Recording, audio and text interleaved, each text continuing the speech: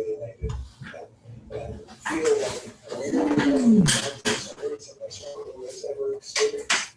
And the truth is, we have.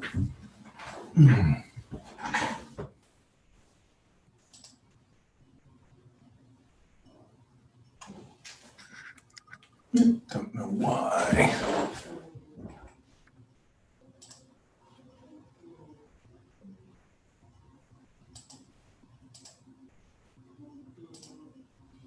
Let's see.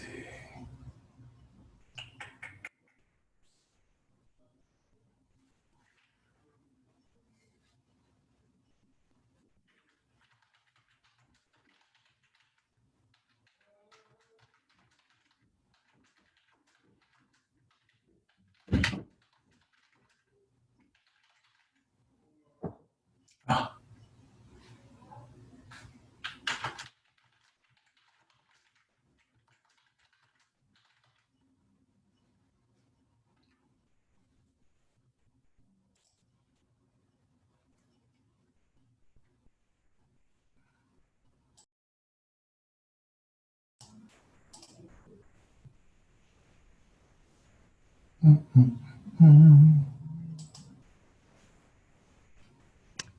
No worries at all. Hopefully you're able to hear me. Yes, I am. Can you hear me?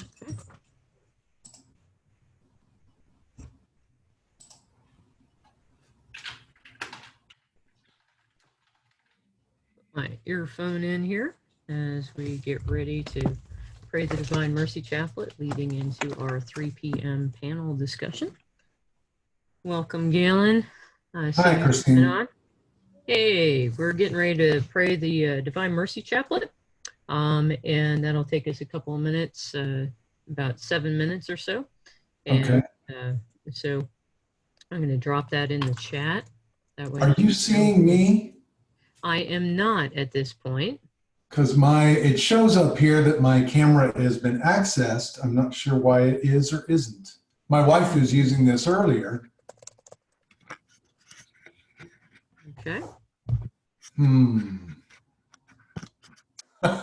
You know, I guess it's me and technology.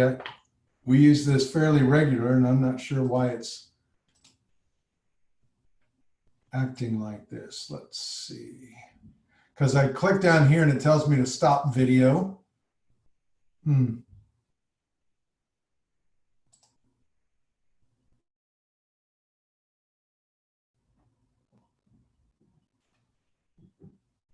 Let me try something.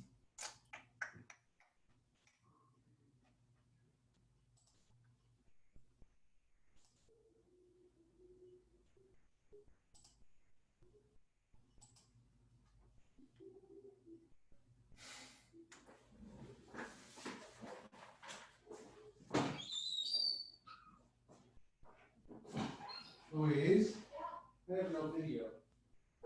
Audio, I don't know. I did when I first sat down.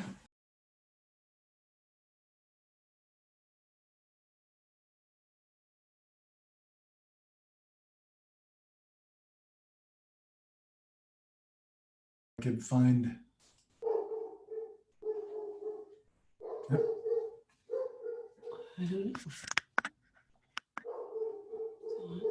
Okay, maybe I'll. There we go.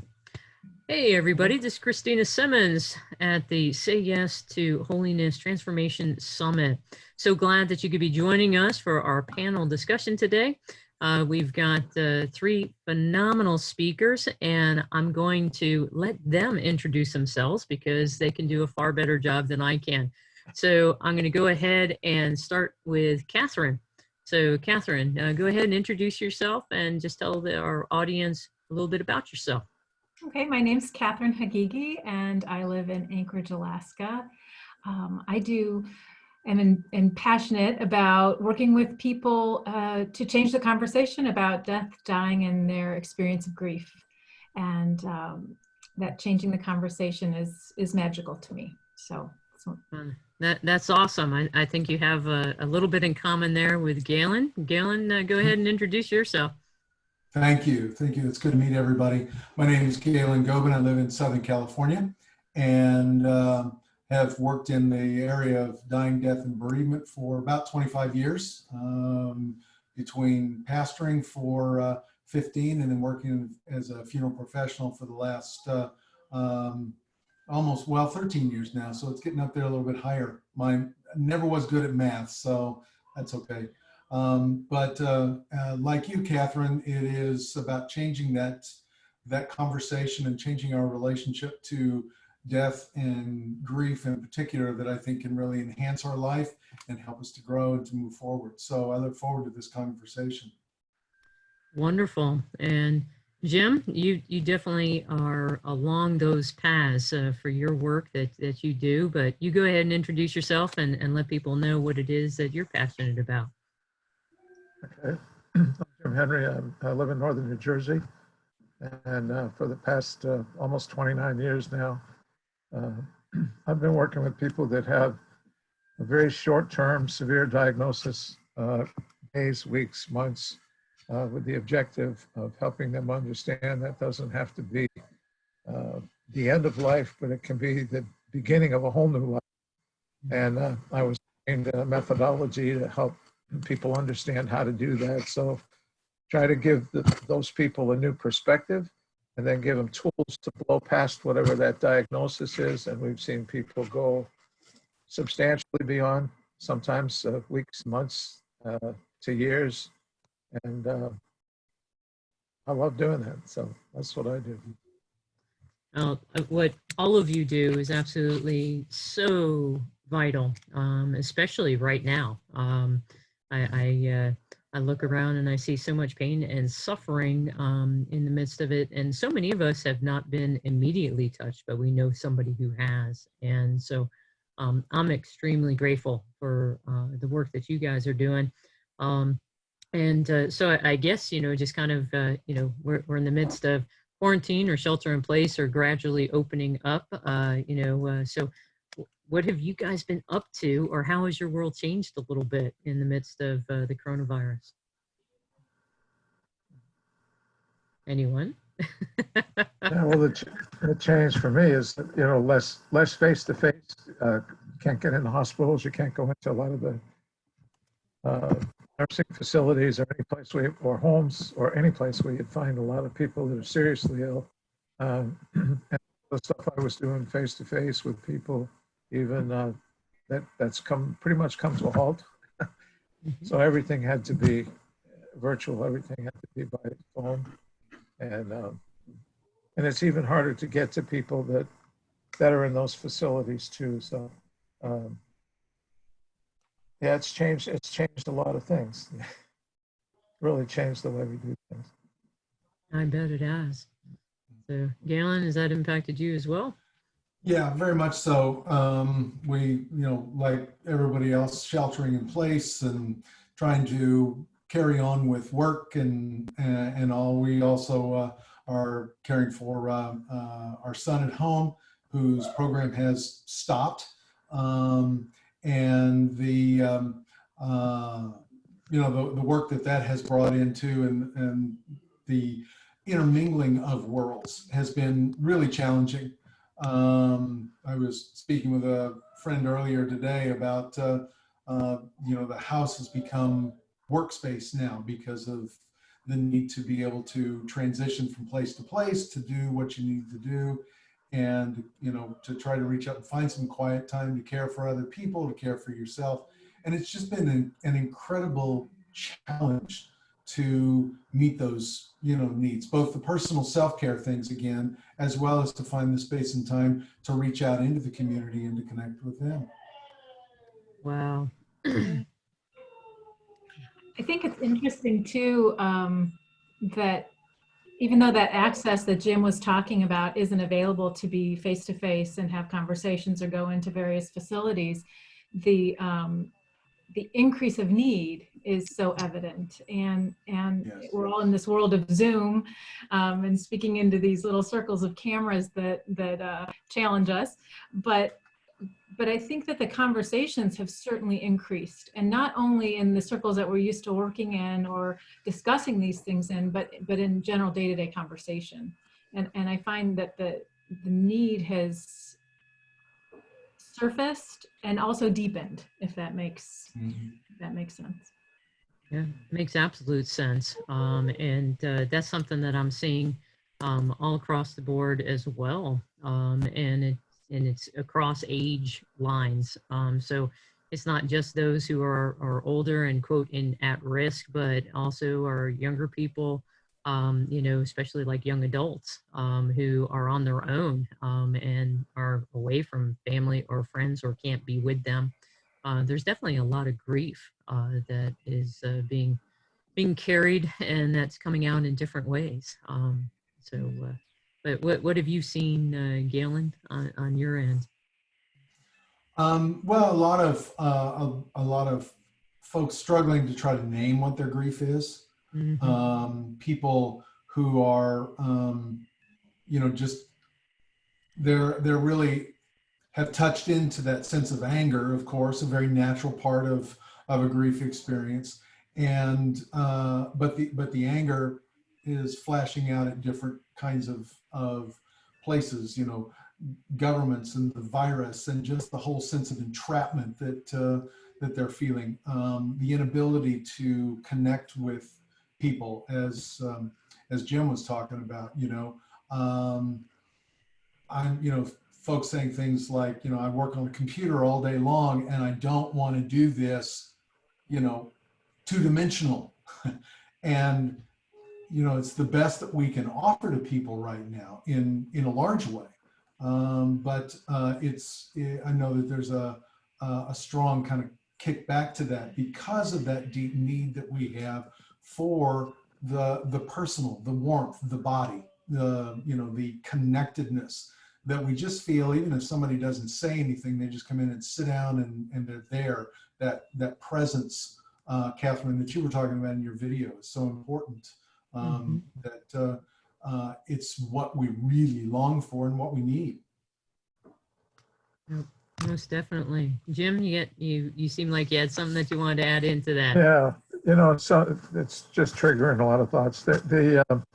Some of the issues that have really surfaced here because we're at what they have referred to as the epicenter, which is not a fun place to be, and the number of deaths, the number of cases is really skyrocketed there. But some of the things that we've seen very prevalent, and it's not just in older people or sick people, it's anxiety, depression, and suicide has escalated here incredibly. I mean, we've had heard some reports of amazing people, and I think everybody heard the report of the about 2 weeks ago, a very prominent emergency room physician from one of the major hospitals in New York City, just totally overwhelmed with what was going on, went away for a week, went home with family, and came back to the city, and she took her own life when she came back, and which was really sad. But a lot of the people, especially, I mean, we've been on a lot of Zoom meetings with people in our church. We've lost a lot of people in the last 8 weeks, and unusually, we felt like it was unusually high number. And the younger ones, the ones that are in their 30s and their 40s, they're struggling because a lot of them haven't lived life yet. And that's a lot of the stuff I deal with, is that not so much the grief from what's going on, but the fact that they realize that they haven't really lived life. They've been caught up in a rat race, and they're still living the rat race, and they're getting faced with mortality, and they've never really lived. And that's a major problem. And that's one of the things that, one of the primary things that I do, that's a primary focus for us. That's a key word in the title of my book, is life. You know, we talk to people about life. And if we can get people to refocus, I'm sure, you know, you others have also seen the same thing. You know, you can have people in a bad place, and if you can get them turned around and get them thinking about life, even a deeply depressed person can turn around pretty quickly. Have a reason to get up tomorrow.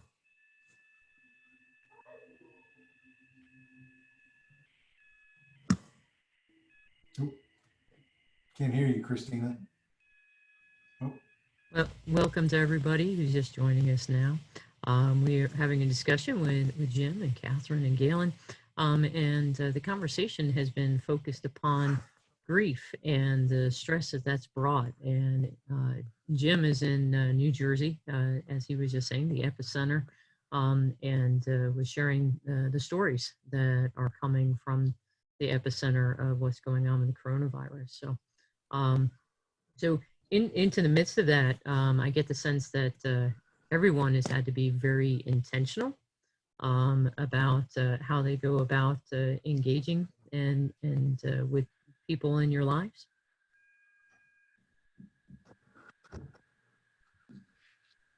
Yeah, absolutely. Mm-hmm.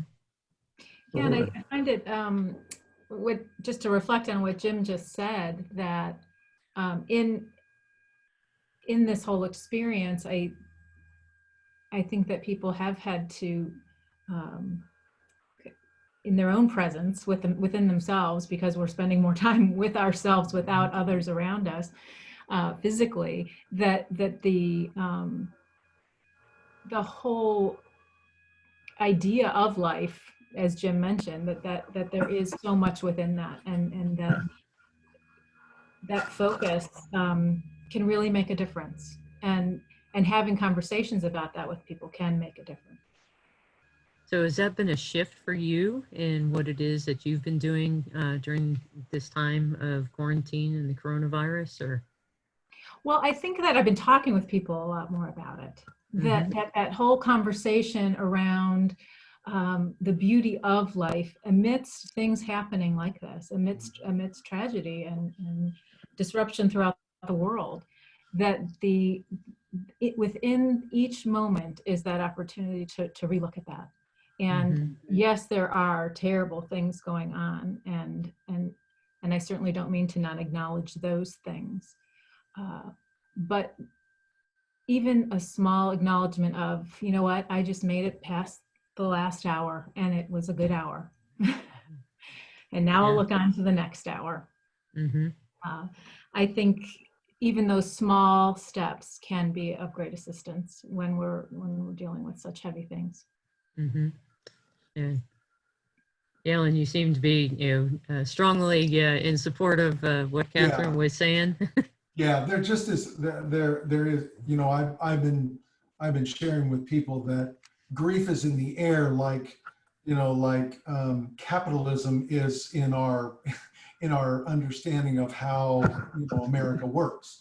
It's just there, and we are breathing it in. It is a part of every moment, and it can get to be so overwhelming to us. And I think that I'm absolute agreement that we really do need to. It's a great opportunity to pause and to look at the beauty of the world.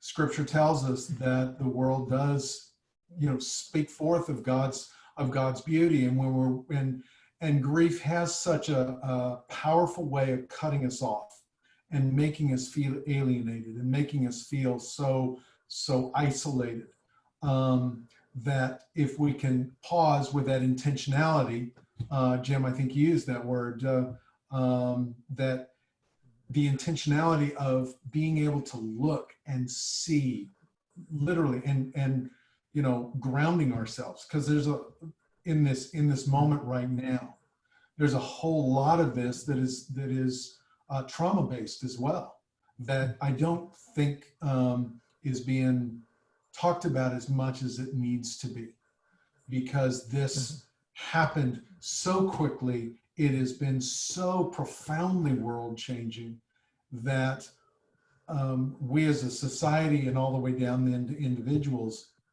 are just really trying to recategorize everything, and that's just that whole sense of overwhelming or feeling overwhelmed. So to be able to ground ourselves in a moment and find a sense of safety right now that says, wow, look at here in Southern California today, we actually have clouds. It's a beautiful day. We don't get those kinds of big fluffy white clouds. We mostly just, you know, the blue sky, but today is an absolutely gorgeous day to pause and look, and for me to, you know, I was privileged a while ago to take a walk and just go, man, what a gorgeous day to be outside. And now I'm giving myself both permission to be there as well as the opportunity to receive what it has for us. Jim? Yeah, I think one of the biggest challenges that we all have is that a lot of people have had so much pain in their life that try to talk to them about it's beautiful outside, or it's going to be a good day, or something, you know, you might have some future. I mean, that's a place where I found myself with most people that I've worked with. One of the first things you have to do is to get them to think differently, just get them to see things differently, get them to get beyond all of that. And, you know, life, that's one of the things that keeps people from getting well, is because they just think, well, you know what, this disease was inevitable. It runs in my family. You know, I'm the next person in line, that kind of thing. And it's so bad for everybody, or people that have been abused or grown up in abusive households, and they've had nothing to look forward to. And now all of a sudden everything is, you know, caving in on them. So it's just exacerbating the whole thing. But it is possible to see people, you know, turn around pretty quickly. And I know one of the things that personally that I do, and that's what I miss about, it's great about what being able to do this stuff on Zoom. One of the things I miss is sitting down with people and looking at them eyeball to eyeball, getting fairly close and looking at them eyeball to eyeball, because when they see your eyes and when they hear your heart, then that's a lot of what changes. That they know something is very different, and we have to be different to help people. I think we talked about the word in the beginning, transformation here. That's part of the theme here is the transformation, and that's been our theme. We talk about transforming the journey. We want people to understand it can be different. They need to believe that it can be different.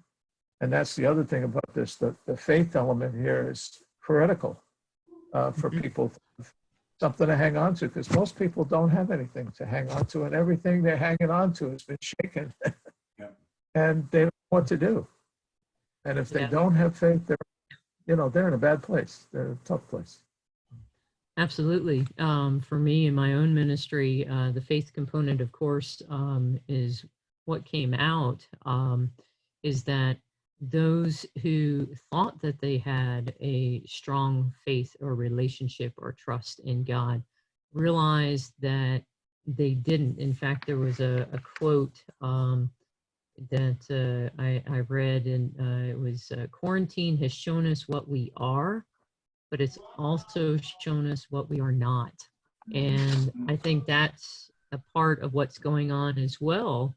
Galen, you were talking about grief, and it's kind of in the air we breathe, but tied into that is the fear and the anxiety and the stress that comes from those things, and that all compounds, and that is like the darkness is all coming upon us. But then in our last discussion, actually, our last discussion panel, they were talking about the fact that you need to begin with peace, and where is it that you find that peace? And so for me, holiness, very simply, is transforming union with God is ultimately where holiness comes from. And so it's about how do we open ourselves up to receive the love who God is, so then therefore it can flow from us out to others.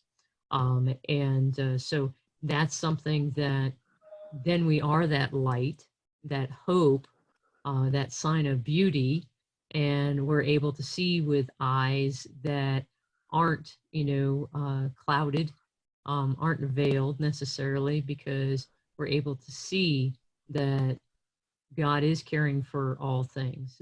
But it is very difficult for people, to be in that place of trust when it appears that the world is falling apart around them. And so to be intentional about engaging with people and asking and sharing the struggles. So I had finished writing my book, and I had it, all ready to go and to submit it. And it was just like, I just couldn't move forward. It was just like this huge block. And it was like, it wasn't like there was anything terrible, but it was just like, eh. And so all of us have been impacted. And so what's beautiful for me is the grace to see that the conversations are going on. So that's a part of why I wanted to have this summit, was to have these conversations for people to be able to listen and to interact and to be able to hopefully be helped so that they can be processing and they can be pivoting towards becoming their best selves, coming out of quarantine, shelter in place, moving into a world that's going to be vastly different. So, sorry, didn't mean to monopolize the conversation there. I had a question in the sense of we were talking about, usually most people are talking about what do they miss most in quarantine. And I go at it the other way, of where I say, what is it that you don't miss right now?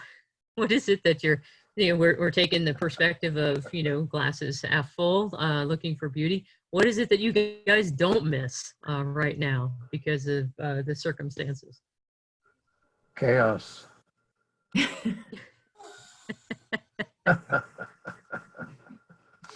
Everybody's had to slow down. Mm-hmm. So look, we have a lot of chaos here all the time. It's never quiet. The quiet is nice. Yep. Into that quiet, we can hear God's gentle voice as he always whispers to us too. Makes it a little bit easier. And to your point about Pete, go ahead. I'm sorry, Katherine. No, I just wanted to say that that word chaos is so perfect, because there's that chaos that's around us, and there's also that chaos within our own mind of, I got to go do this. I got to be at this appointment. I'm here, I'm there. And that to be able to surrender that and have that quietness, I think really opens the doors for what you were talking about, Christina, in regards to this conversation with God, and that continual conversation, not just at certain times or, at certain days of the week. It is continual. And I certainly don't miss the chaos either, because there's more opportunity for that. Like Galen was talking about going on that walk, to be able to go and do that and really take each footstep and notice that moment and notice those clouds that you were talking about. That is the total opposite of chaos to me. Yeah, and it's that ability, or it's that not ability, but that those moments that are the dividends in this. Probably the thing I miss or don't miss is, the commute around here in Southern California that we all have. And hearing other people noticing that and talking about that as well. Because, somebody from work today was talking about, his commute today was spent in his backyard watching a group of a mother and a group of her chicklets walking across his backyard, and he even got to play a little bit of video game with a cup of coffee and everything. And my hope is, and my thought is that hunger that has been fed of needing that slower time is going to be part of the catalyst for change, to not return to normal. We all want that normal so much, and that I think is in some ways the the freedom to do and be and to go wherever, we want, without realizing that, there's so much more involved in that. But that hopefully, as others begin to notice that as well, that fewer people will jump back into what they want the normal, which is the chaos that feels so standard to us. And I'm hoping that that is a catalyst for a big change. Yeah. Chaos, of course, is division. So diabolos, to bring about, chaos. There's, all the root words that are there. So I guess the question that is coming, out from over in Facebook is, how should we, go about trying to live a life well lived? So it's kind of that phrase of, how do you design a well-lived life? So when you're facing these things, how would you point people towards, this is how we need to go about living out that life well lived?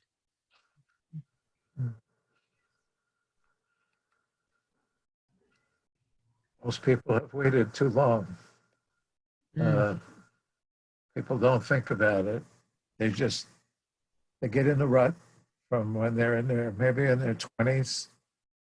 Mom and dad or an uncle or somebody or a teacher in school said, you ought to be doing this with your life. And they start doing it and they get stuck and they're too afraid to change, too afraid to do anything else. They don't plan for anything else.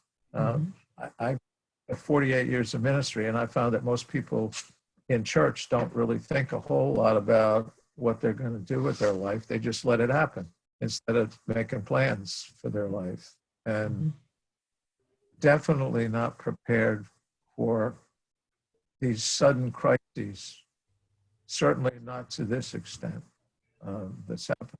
And so they really don't quite know what to do with themselves and or how to get out of it. And that's why they need some people to help them. And that's what we're talking about. They need people that can help them and say, let me show you a way through this mess. And the word that you shared, the word peace, because a number of weeks ago, I started thinking 2 months ago, what can I do in addition to what I've been doing? And started doing live Facebook posts. I started doing posts in the evening months ago. And one of the things that I focused on was that word. And I was amazed at where the Lord took me as I pursued that word and some of the things that came up in the process of doing that. And but people don't know that. And the other thing they don't know, even people that have been in church a long time, they don't know the word of God the way they should. And if they knew the word better, they would be much better prepared to handle this situation than they are now. I'm amazed at some of the young people I've seen who are very, very vibrant and very excited about their faith, but boy, they've been rattled by this thing. And there's scriptures that tell us that, if we're in a good, solid relationship with the Lord, we're going to be impacted, but we're not going to be shaken. He uses words like our feet won't slip. He's going to widen the path beneath our feet in the Psalms he talks about. So there's a lot of creative things that God does to try to help us get through this.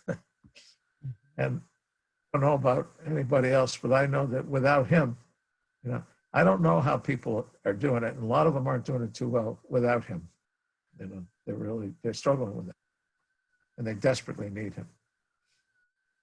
They do, but that's where it's inherent upon us to be that witness of him. Jesus is the Word, and the Word is love. And through the Holy Spirit, we've been empowered with that love, with that ability to be able to be His presence. You were talking about that, Katherine. To be present to people. I think that's probably one of the greatest challenges that people have.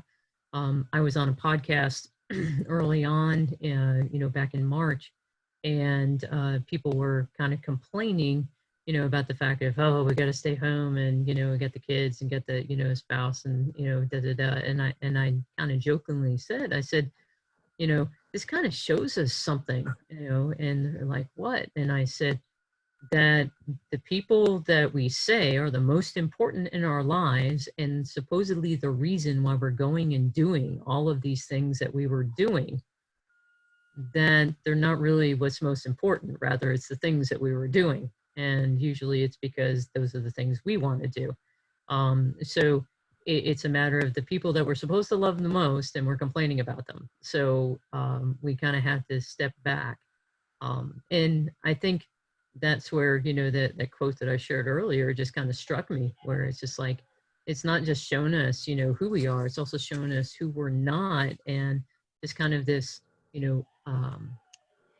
bashing up against the reality that I'm not the person that I think I am. And that brings about a lot of stress, anxiety, fear, anger, and grief as well. And so, unfortunately, I mean, right now, this is a tragedy happening when you look at the abused children population. The cases of abuse are skyrocketing. I mean, so it's something where we have to have the conversation, and we have to be able to say, here is the Prince of Peace. Here is the one that who will provide all of what you need. Let's turn to him.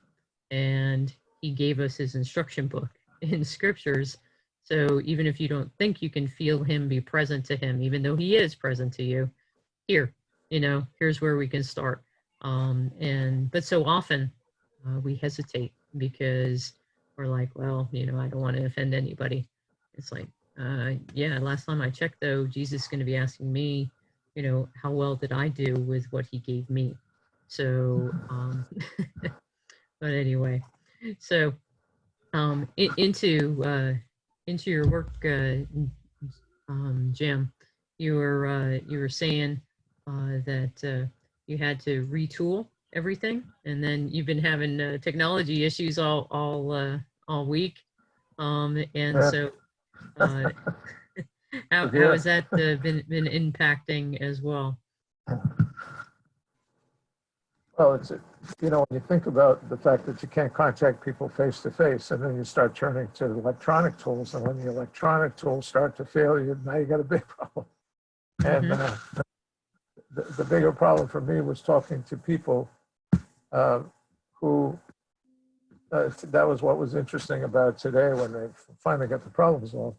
We've been going for 4 or 5 days with virtually no internet, and trying to tell people, this is not working. We narrow it down by process of elimination to this. And when the technician came today, he said, no, he came to my door after he was outside for half an hour. He said, no, I hooked up stuff outside. Everything should be fine. And I said, no, I don't think so. I said, let me go test it. And I tested the thing on the computer. And I said, it's still not fine. He says, do you have a smartphone? I said, yeah, I gave it to him. And he took my smartphone, and he went to go onto their site, to the ISP site. And he went on and he got on, and I saw him pushing the buttons, and then I saw the blood rush out of his face, and he had this, it looked like deer in headlights. And I said, it's not working, is it? Mm-hmm. He didn't answer me. So I knew it wasn't working. And next thing, he said, I'm going to the truck. And he went back to his truck. And then my wife came in and she said, where did he go? I said, why? He said, the truck's not out there. And it turns out that the problem was 4 miles away in a switching station. It wasn't our problem. It was 4 miles away from the station, and he had to move. You remember how they used to do, the telephone company used to have the plug and play thing, there'd be an op, and she'd be pulling wires out and plugging you into someplace else, put you in another jack. He had to put us in another, and because it was their problem. But we wasted more time on this thing for 4.5, 5 days. It's been crazy, so, and we made that shift. and people are having to make shifts, a lot of shifts. And that's one of the things you have to do in life. You have to, even when you get older and your hair gets white, you got to shift. And, but it's okay, and God can give us grace to make those shifts.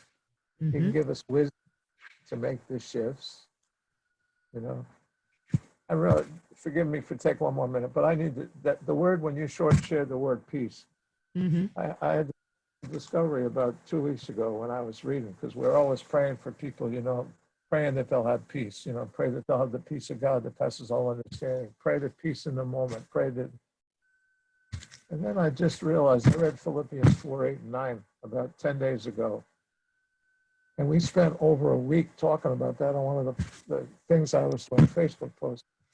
Because what the end of verse 9 says in Philippians 4, verse 9, the end of the verse, when Paul said, do the things you saw me do, heard me do, heard me talk about and everything else. When you do what I said and modeled, he said, then realize that the God of peace will be with you.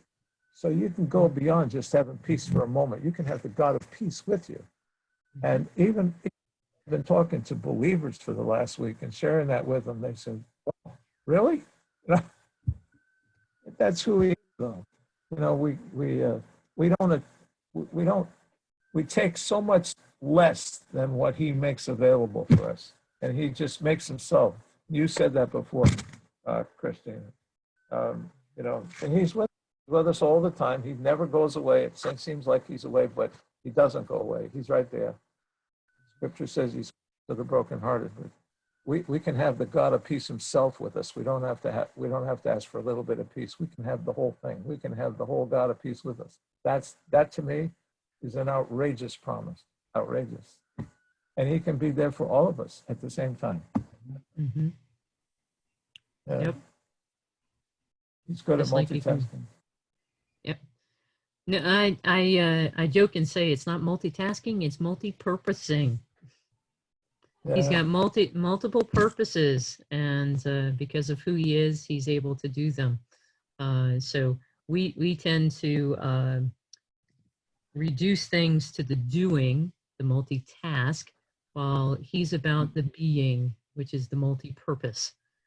So I tend to try and focus on that, but it's about knowing who we are, rooting ourselves in who we are. And so many people need that message. Galen, kind of, as we're talking, anything strike you? Well, I agree with Jim in that sense.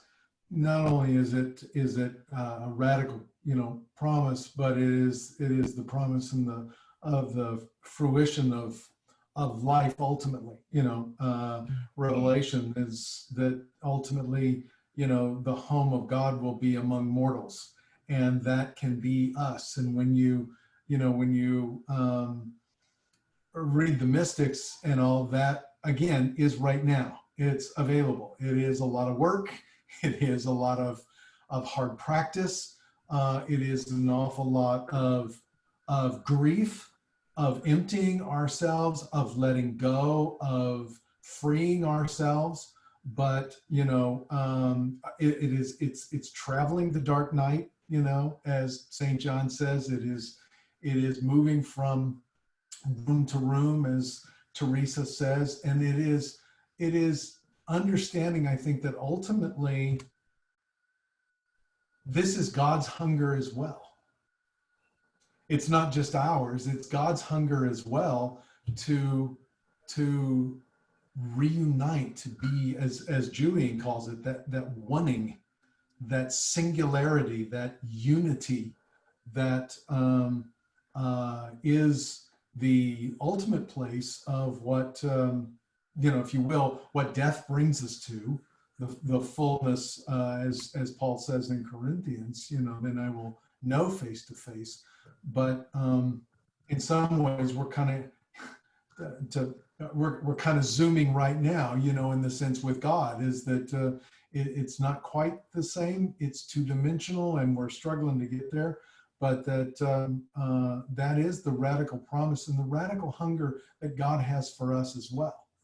And for me, it is, you know, I've found the journey into this in my work of, and in my deepening understanding of grief, and again, all of it completely around us, because grief is that God-given process to heal the broken love attachments that we have.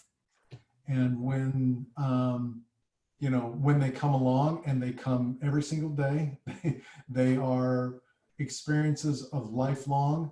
And if we can, you know, grant ourselves permission instead of chasing after relief,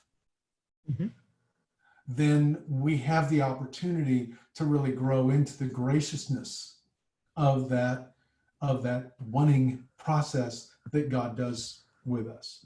So, you know, I think that's one of the, I think that's going to be the great lesson, at least for me, and what I want to share with people out of this quarantine, this coronavirus, is how much of it is superfluous. You know, back to, again, what Katherine and you and Jim both and Christina, we've all been saying, is that how much we're given the opportunity now to see and understand how much is extraneous, and how much it's not bad that we've let it go. You know, we're not going and doing to take care of those people. We are being in our backyard, as my coworker was, watching life happen and being a part of that. And that is a gift that he gives himself, and also a gift I know that he would give to his wife and his children, as he is full, then to be able to return, you know, to return to them when he leaves his back patio to go inside, you know, at the end of the day. You know, that he brings the fullness then of himself in with that. And what a gift to his family, and what a world-changing gift to his family.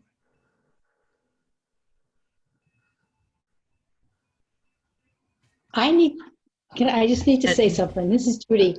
Hey, Judy. Well said. I am just, thank you for saying that. You know, grief is a part of this, and I talked to some of the women from my church and everything, and we have prayer hours all during the day and during the evening, and I have found that I feel that people are saying what they should feel and not allowing themselves to feel the grief of the whole thing.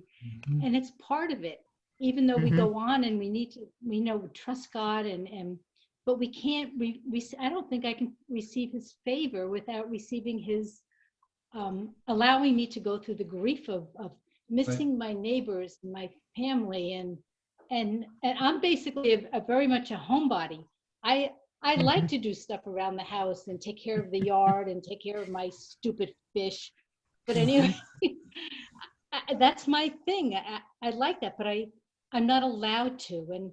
And I feel a grief needs to be allowed in order to feel God's grace and to get through this, because we're not acknowledging what God has given us right now.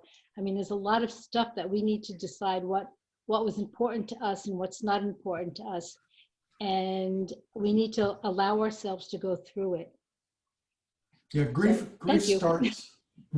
starts with permission granting to ourselves, to recognizing what it is that we have lost, naming those things. You know, and that's one of the big, I think that's one of the big things that we're missing right now, is naming all the different places of the things that we are missing. And however small they may be, but because they each make up a portion of what has made our life normal, and now that we have lost that, it's been important to me. So how do I honor the importance of whatever it is and be able to let it go so that now something new can come in? Grief is the process of really just opening ourselves up to new possibilities. Yep. Thank you. Thank you.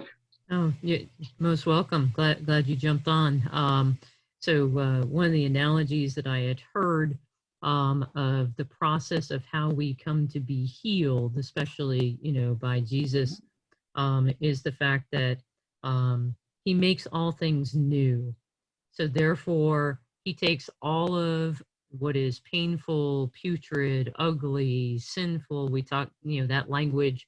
But anything that is deformed or not right ordered, and it's our woundedness, and he takes it all and he heals it, and we are created anew. And there in so some of the language you're using, Galen, comes out of the Catholic tradition, and it's something where the idea of the 5 wounds of Christ, and the fact that we mirror that in our own lives. We have 5 great wounds that we have to learn to bear, but also we have to learn how to give those to him so that the great physician can heal us. And grief is that process through which we do it. You were talking hunger, and just the final point. So Mother Teresa of Calcutta, I thirst. That's the message that Jesus gave. I thirst for all who are before me. I thirst.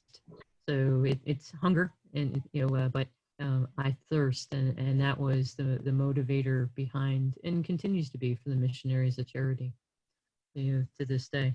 But Katherine, you've been quiet and taking it all in. I'm sure you have some beautiful words for us.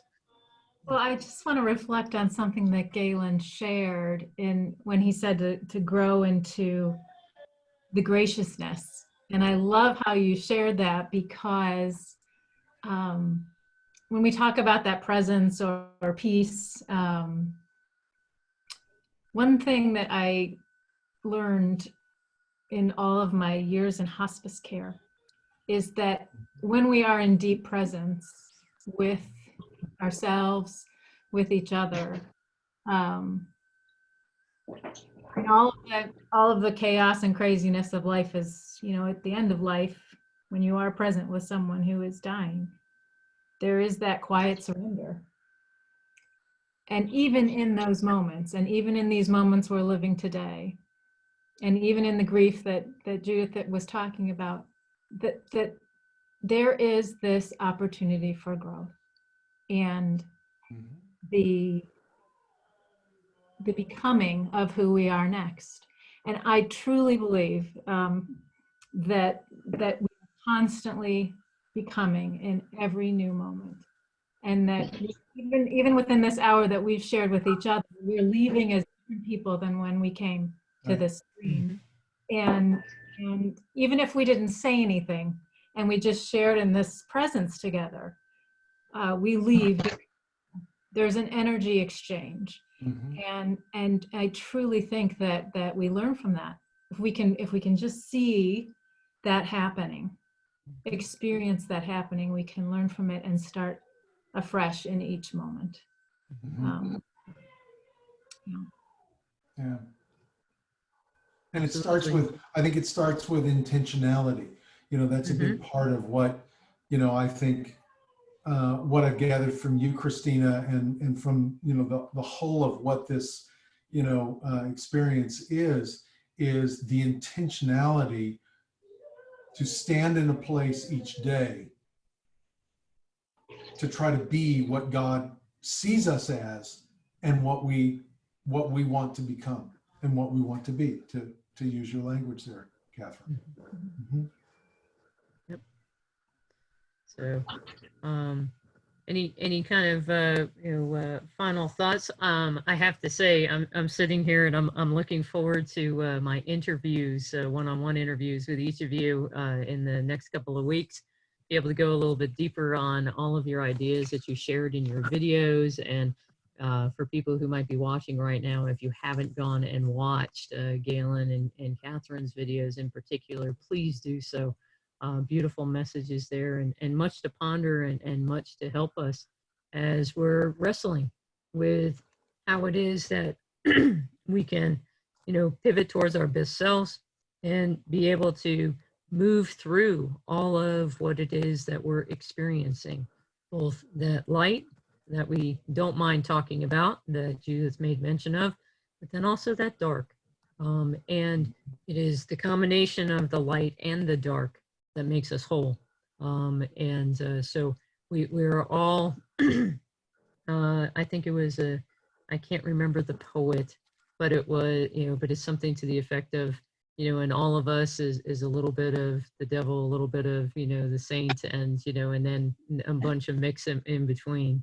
And so all of us are wrestling with those things. And that's a part of what I was hoping that this summit would do, is that it would give people an opportunity to be able to come and, actually be intentional, a word that we've all been using today, about our striving to be transformed in the moments of being present with one another, but then also in our saying yes to being transformed into who it is that we truly are. So any final kind of thoughts that you guys have as we've been kind of finishing up here? I would had just a say that. moment. Oh, go ahead, Jim. Go ahead. Just one quick thought that, a lot of people talk about God is light, God is love and all that, but one of the passages that I love is from Isaiah that talks about the fact that there's hidden treasures found in places, and God doesn't have a problem going to dark places. And we've helped a lot of people discover some richness in their life by understanding the dark place that they find themselves in and finding the treasures that are in those moments. And it's like talking about taking time and going outside, but you may not go outside just to see the beauty, but you might go outside, you might have a little fresh air, clear out the cobwebs, and you'll see things differently. And that's a beautiful verse. It's in Isaiah. I can't cite the reference at the moment, but it's treasures in dark places, and there's a lot of them. There's a lot of treasures found in dark places. Mm-hmm. Counterintuitive. Thank you, Jim. That's beautiful. Catherine, what were you going to say? I just was going to say that the that veil between light and dark is so thin. Mm-hmm. And so often we think it's so much thicker than it is, and that it would be so heavy to lift, but it's right there, and we can almost put our fingers through it. That's how holy it is, I mean, it's right there for us, and to just have that, live in that quiet surrender enough to recognize. Mm-hmm. I wish that for everyone. It's definitely a beautiful prayer to hold in our hearts for each person. So, Galen, anything to kind of send us on our way? Just add on to what Catherine is saying, and Jim both, that the darkness we think is such a negative thing, and the reality is Psalm 139 says the darkness is as light to you, and that through my life and the dark times in my life and everything has really become a singular important understanding in my theology, is that there's presence in darkness as well. I've not thought about it or looked at it as you, Catherine, just so beautifully put it. The veil between the two is so thin. The Celts talk about the thin places, and that movement from light to dark is a thin place if we pivot,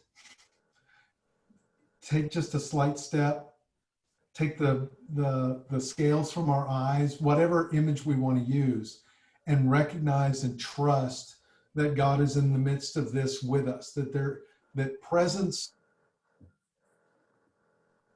becomes more powerful than power in, in God's, omnis of beings, if you will. That, again, that's for me, that it is presence that we ultimately long for and hunger for, and that it provides us the power to go through anything, provides us the way to find the meaning, as Viktor Frankl encourages us to do. So yeah, there's no place that God is not. Amen. Very much. Well, as I said before, very much looking forward to those one-on-one conversations that I get to have with you, and then would be able to release for people, in the weeks ahead, be able to dive in and continue this discussion, and then pivot off a little bit, because all three of you have wonderful work that you're about, and I look forward to hearing about it. So a little PSA for you guys. Do you want to point them in any direction, websites or your work or anything that you've got going on right now that you'd like our audience to know and to support?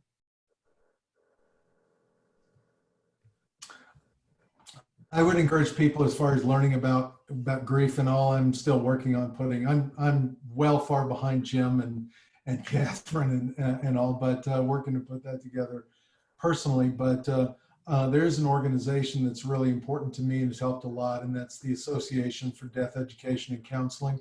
It's adec.org. I'm not sure if you may be familiar with it or not, but it's a premier organization for grief and loss, end of life, and is just a wonderful group of people who understand the place and role of death and loss in life as far as enhancing of life, and would invite you to look that up. Thank you. I appreciate that. And so, Katherine, what time is it there in Anchorage right now? 12:57 in the afternoon. You're just getting started. Just getting started, yeah. Yep. Jim's getting ready to end his day. So that's right, exactly. Oh my goodness, yeah. I thank you, Christina, for this opportunity. It's so nice to talk with all of you. I'll just say that I think the emails of everyone those are available at some point, I imagine, Christina. Mm-hmm. Please feel free to email if you want to connect. I have a website coming out. It's not quite done yet, maybe in about a week or so. But do email, because I am working on a book and I'm excited about it, but it won't be out till summer, till late summer probably. But it's called We All Die, Becoming Who We Are in the Meantime. And it just goes a little deeper into what we've been talking about, and some of the stories of people that have taught me this over the years and in my hospice work. So I thank you again. So is that website going to be hosting pre-orders for your book? Wouldn't that be wonderful? Yes. I definitely would suggest it. I'm following in your footsteps, Christina. No, not at all. So Jim, anything that we can support you on? Yeah, our website is the Life Givers Network. It's just simple. There's tlgn.org. And we have a Facebook page for Life Givers and my own personal page. We've been posting 12, 15 every day. We've been doing live Facebook posts dealing with the things subject matter that we help people with, 15 minutes, 14, 15 minutes, nice short posts. And a reprint of my book is coming out supposed to come out on the 9th of June, barring any more delays because of the virus. Who knows? But it's all coming, and so that's the best place to go is there. And if anybody wants to write us, has a question, they can use life@tlgn.org. Life@tlgn.org. and I'll take any Life it. questions or Okay. comments. Very simple, All right. like me. Simple. Well, I'm trying to be attentive to all of your time and all of those who have joined us.